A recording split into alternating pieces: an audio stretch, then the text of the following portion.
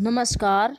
आज हम सौहार्दम प्रकृतेः शोभा इस पाठ का अभ्यास करेंगे। तो देखिए, पहला प्रश्न है, एक पदेन उत्तरम लिखत है। एक पद में उत्तर लिखो। क वनराजः कई दुर्वस्थाम प्राप्त है। वनराज किसके द्वारा बुरी अवस्था को प्राप्त हुआ? तो किसके द्वारा हुआ था? तुच्छ जीवई, छोटे जीवों के द्वारा, अर्थात बंदरों के द्वारा। ख कह वातावरणम कर्कश ध्वनिना आकुली करोति। कौन वातावरण को कर्कश ध्वनि से व्याकुल करता है? काक है कौवा। ग काक चेष्टा विद्यार्थी, काक चेष्ट, कौवे जैसी चेष्टा रखने वाला विद्यार्थी कीदृशः छात्रः मन्यते, कैसा छात्र माना जाता है? आदर्श है, छात्र है, आदर्श विद्यार्थी। घ कह आत्मानम, कौन अपने आप को बलशाली विशालकाय च और पराक्रमी कथयति, और ताकतवर कहता है। कौन कहता है? जैसा कि हमने पाठ में पढ़ा था, हाथी। तो इसका उत्तर आएगा गजह। अगला है, बकह कीदृशान मीनान, बगुला कैसी मछलियों को क्रूरतया भक्षयति, क्रूरता से खा जाता है। कैसी मछलियों को? वराकान, बेचारी मछलियों को। अगला है, अधोलिखित प्रश्नानाम उत्तराणि, नीचे लिखे हुए प्रश्नों के उत्तर पूर्ण वाक्य न लिखत, पूरे वाक्य में लिखो। पहला है, निःसंशयम, निसंदेह, कह कृतांतः मन्यते, कौन यमराज माना जाता है? ये परई वित्रस्तान, जो दूसरों के द्वारा डराए हुए और पीड़यमान, पीड़ित जंतून प्राणियों को पार्थिव रूपेण सदा, देहधारी होते हुए भी हमेशा, न रक्षति, रक्षा नहीं करता। सह निसंशयम कृतांतः कथ्यते, वह निसंदेह यमराज कहा गया है। अगला है, बकह वन्य जंतु नाम रक्षोपायान, बगुले ने वन्य जंतुओं की रक्षा का उपाय कथम चिंतयितुम कथ्यति, किस तरह से सोचने के लिए कहा?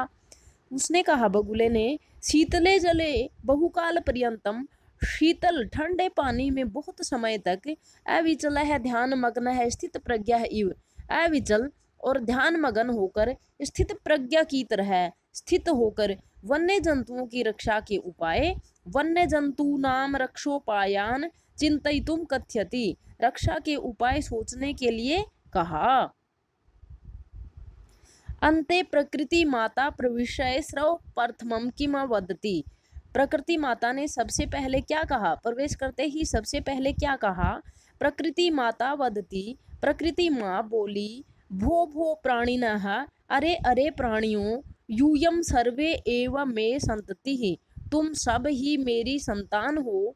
कथम मिथः कलहम कुर्वन्ति, क्यों आपस में झगड़ा कर रहे हो? घ यदि राजा सम्यक न भवति, यदि राजा सम्यक अच्छा नहीं होता, तदा प्रजा कथम विपलवेत, तो प्रजा कैसे समाप्त हो जाती है? तो हमने जैसे पाठ में पढ़ा था, बिना बिना नाविक की नौका की तरह। यदि राजा सम्यक न भवति, यदि राजा ठीक नहीं होता, तदा प्रजा, तो प्रजा अकर्ण धारा नौ इव, बिना नाविक की नौका के समान, विपलवेत, डूब जाती है या खत्म हो जाती है। अगला है, मयूरः कथम नृत्य मुद्रायाम स्थितः भवति, मोर कैसे नृत्य की मुद्रा में खड़ा होता है?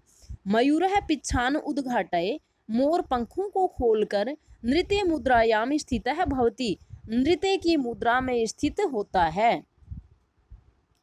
च अन्ते सर्वे मिलित्वा कस्य राज्याभिषेकाय तत्परः भवति, अंत में कौन मिलकर, किसके, सब मिलकर किसके राज्याभिषेक के लिए तैयारी करते हैं या तैयार होते हैं? देखिए, अन्ते सर्वे मिलित्वा, अंत में सभी मिलकर, उल्लूकस्य, उल्लू के, राज्याभिषेकाय, राज्याभिषेक की के लिए, तत्परः भवति, तैयार होते हैं। छ अस्मिन् नाटके कति पात्राणि सन्ति, इस नाटक में कितने पात्र हैं? तो इस नाटक में 11 पात्र हैं। अस्मिन् नाटके एकादश पात्राणि सन्ति, इस नाटक में 11 पात्र हैं। अगला देखिए, रेखांकित पदम आधृत्य प्रश्न निर्माणम कुरुत, रेखांकित पदों को आधार बनाकर प्रश्न निर्माण कीजिए। सिंहः वानराभ्याम स्वरक्षायाम असमर्थः एव आसीत्, शेर बंदरों से अपनी रक्षा में असमर्थ था। अपनी रक्षा में तो किस में असमर्थ था? यहाँ आएगा कश्याम। वाक्य बनेगा सिंह है वानराभ्याम कश्याम असमर्थ है एव आसित, और प्रश्नवाचक चिन्ह लग जाएगा। अगला है गज है वन्य पशून तुदंतम।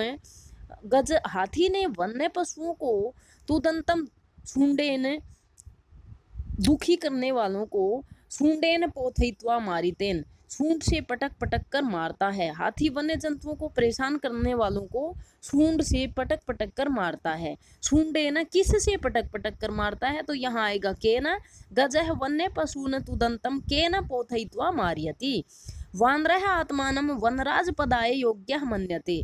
बंदर अपने आप को वनराज पद के योग्य मानते हैं। तो किसके योग्य मानते हैं? यहाँ आएगा कस्मै। वानरः आत्मानं कस्मै योग्यः मन्यते।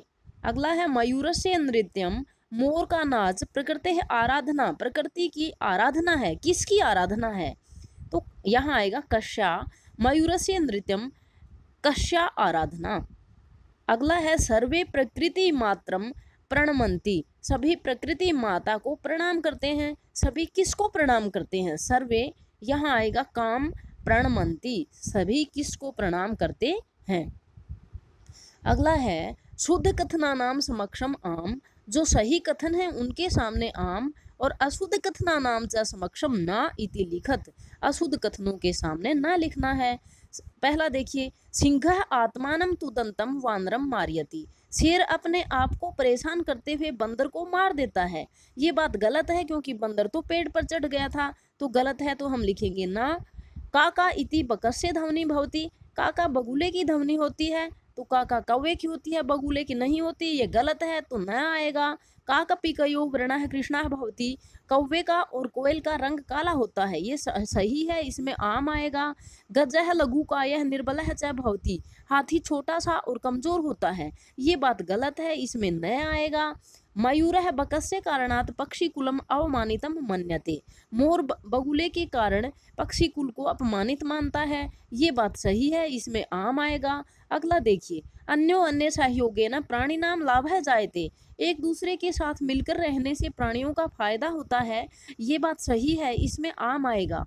अगला प्रश्न देखिए, मंजूषातः समुचितम पदम चित्वा रिक्त स्थानानि पूर्यत। मंजूषा से उचित पद चुनकर रिक्त स्थान भरिए।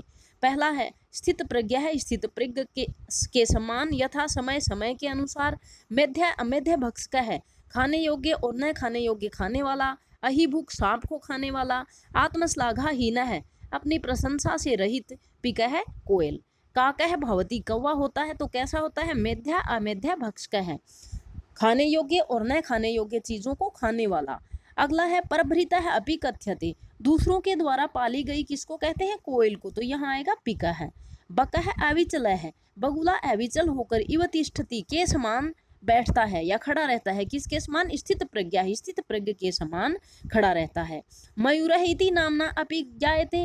मोर इस नाम से भी जाना जाता है। किस नाम से? अहिभुक, सांप को खाने वाला। उल्लू का है उल्लू, पद निर्लिप्त च आसित, और पद से निर्लिप्त है। किस किस से? आत्मश्लाघाहीन है, अपनी बड़ाई से रहित है और पद के लालच से भी रहित है। सर्वेषाम एव महत्वम विद्यते। सभी का महत्व है। कब? यथा समयम, समय के अनुसार। समय के अनुसार सबका महत्व है। अगला देखिए, वाच्य परिवर्तनम कृत्वा लिखत। वाच्य परिवर्तन करके लिखना है। उदाहरण दिया हुआ है, क्रुद्धः सिंहः इतस्ततः धावति गर्जति तय। क्रुद्ध है सिंह है, क्रोधित शेर इतस्ततः है, इधर उधर दौड़ता है और गरजता है।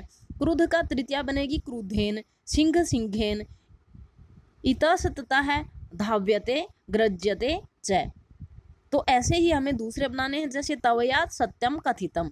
तवया तवम, सत्यम सत्यम, कथितम का बन जाएगा कथयति कथयसि। तवम सत्यम कथयसि।